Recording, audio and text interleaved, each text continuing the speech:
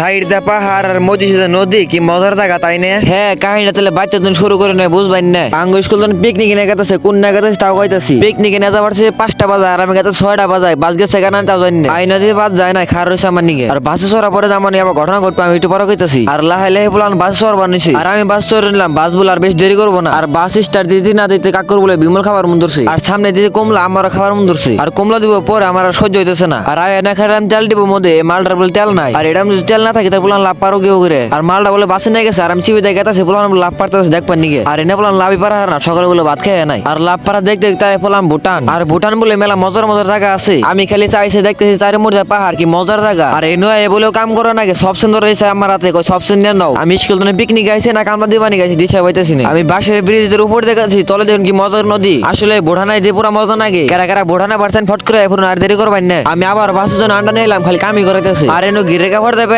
Side দাম মানুষ junior হেনতে আমি কাপড়টা বদলে নিলাম, স্কুল কাপড় কিন্তু আর ভালো লাগতেছে না। আর আমার চোখ জেম্বি যায় হেম্বি গেলে পাহাড়। আল্লাহ এই দুনিয়ার মধ্যে কত বড় সৃষ্টি করছে, এটা গুলো দিছে বাজা কত বড় পাথর। আমি নইছিলাম একটু কিন্তু পড়লাম না, পড়লে মানজারিটা ভাঙে তো গা। আর মানজারিটা যদি ভাঙে তার বাইতাম কিভাবে করে হেন্দাই পড়তেছি। আর এনে কি মজা করে আনতেছে, আমার খালি দেখে খাওয়া মন ধরতেছে। আর বেশি দেরি করলো না, খাবার দিয়ে দিল একটা বলে খিদার শরীর নড়া হাঁটতেছে না হেনতে। খাওয়া দাওয়া শেষ আর আমি এবার বাসে মি কারণ অল্প অল্প রাইতে হইতেছে। আর ভালো রাইতে গেছে আর অঙ্কা বাইতে। আর নেক্সট ভিডিও ফট করে আইতেছে। Bye bye.